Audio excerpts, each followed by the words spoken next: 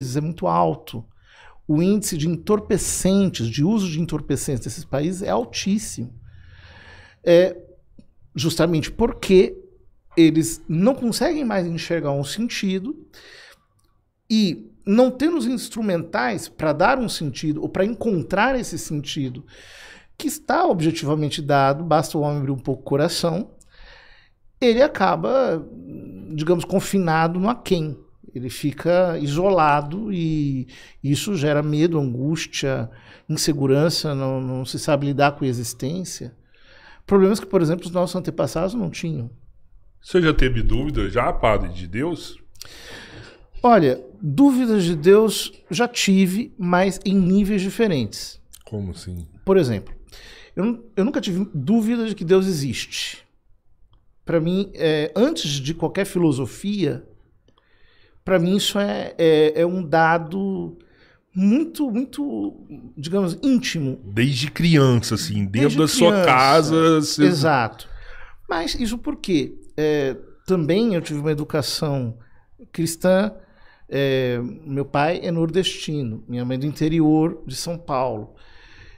Isso tudo leva a um tipo de concepção mística da existência. O brasileiro sertanejo, o brasileiro do interior, ele enxerga o mundo por uma lente mística. Então, sobretudo antigamente, né? Então, se ele vê, por exemplo, uma ave cantando de um jeito estranho, ele pensa que é um malagouro. Se acontece determinada coisa, ele imagina que está chegando um recado de alguém. Ele está conversando com Deus, no fundo, através das coisas mais simples. Vocês são mineiros, em Minas também deve ser assim. Sim.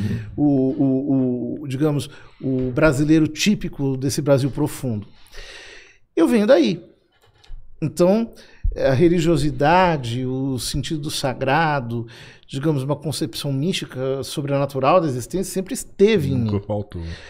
Agora, a partir do momento em que você racionaliza isso, tanto pela filosofia quanto pela teologia, então você começa a depurar essa percepção imediata. E aí, é claro, surgem dúvidas. Como explicar isso e aquilo? Será que isso tem explicação ou aquilo não tem? De que modo eu posso abordar melhor essa questão ou aquela? Porque nós vamos lidando com perguntas que vão colocando a religião contra a parede. E eu vou colocando a nossa fé contra a parede. E aí eu preciso dar razões, em primeiro lugar, para mim mesmo. Uhum. Então, nesse sentido, eu tive dúvidas. E foi difícil buscar as explicações? Olha, por sorte, não. A providência de Deus, acho que foi me circulando sempre e me colocando em contato com... Por sorte, se não tivesse... É por Deus, né? Ter sido. A providência divina foi me colocando ali. Então, eu sempre tive contato com boa literatura, com bons filósofos. Foram sanando, no fundo, as minhas questões mais profundas. Uhum. E hoje... Você consegue... É porque, assim... Eu não sei... talvez... Eu não gosto de falar isso, porque as pessoas... Não, fala. Deixa o povo te bater. Eu consigo... Eu olho para as coisas, assim... E eu vejo o divino em tudo que eu tô olhando hoje, assim, sabe? Não, aí... Eu vejo Deus em tudo quanto é lugar. Eu não consigo ter dúvida de Deus. Eu só não sei como... buscar ele mais. Eu acho que é a minha busca hoje, assim, é como que eu vou acessar mais. Eu quero mais e mais e mais e mais. Mas eu consigo... Você tem ido na igreja? Enxergar... Pode ser que não. Mas eu consigo enxergar Deus nas coisas, assim, sabe? Eu não sei se isso acontece fácil com todo mundo. O cristianismo, ele coloca a questão de maneira invertida. Não fomos nós que amamos a Deus, foi Ele que nos amou primeiro. Então o cristianismo é a religião de um Deus que se faz homem e que, por assim dizer, dá as caras, Ele se revela e Ele vem nos buscar. E mais do que isso, Ele morre na cruz em nosso lugar, assumindo todas as nossas culpas, e o que me salva não é o que eu faço, é o que Ele fez.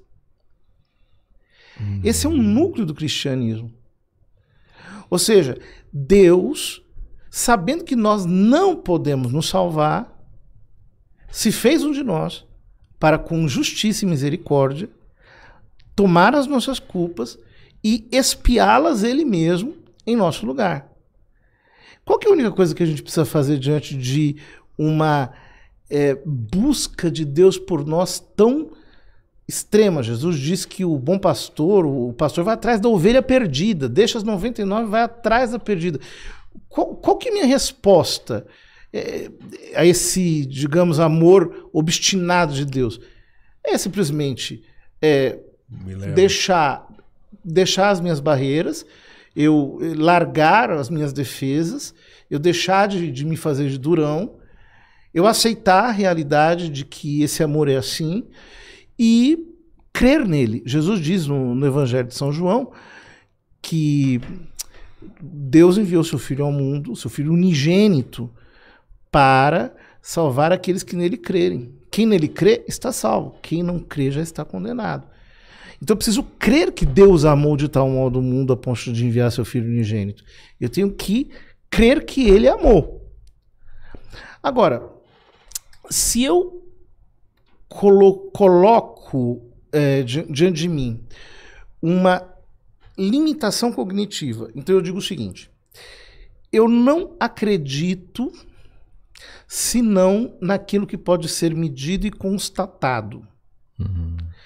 Quando eu limito cognitivamente o meu conhecimento, aquilo que é sensível e tátil, por assim dizer, bom, então o que acontece com isso é que eu me fecho para aquilo que transcende o meu conhecimento.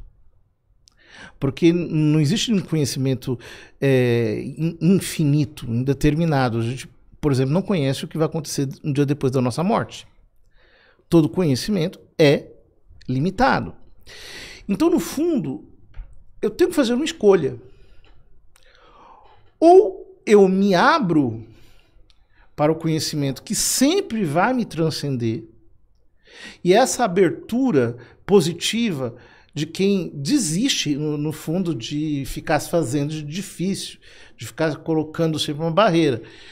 Quando eu me abro, então, digamos, cognitivamente eu percebo que o meu intelecto está sendo alimentado desde uma fonte que realmente é infinita e eu vou passar a vida inteira me surpreendendo. Agora, quando eu me fecho, esse fechamento vai me fazer ter aversão ou vai me fazer ridicularizar, até ter ódio daquilo que transcende a minha capacidade de ver, de enxergar, de tocar, etc. No fundo, eu preciso fazer uma escolha, perceber o que é mais inteligente nesse processo. Será que o mais inteligente é me fechar para aquilo que me transcende ou eu me abrir, sendo que o que me transcende está por todo lado? Como você dizia, eu enxergo Deus por todo lado. Mas por que eu enxergo Deus por todo lado?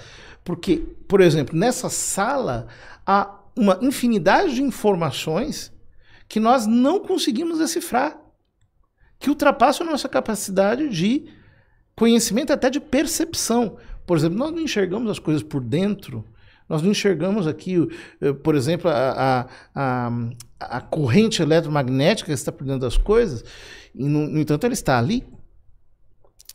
Então, entender que a realidade me transcende é uma experiência concreta que todo ser humano tem.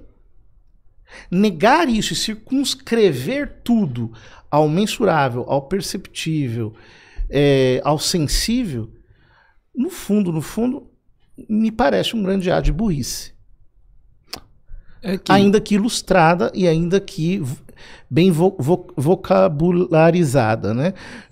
Ela pode ser ter muita erudição externa, mas no fundo você se circunscreveu, você se trancou numa redoma e está ali dentro com medo e talvez até com ódio do que está do lado de fora. Será que os ateus fazem isso?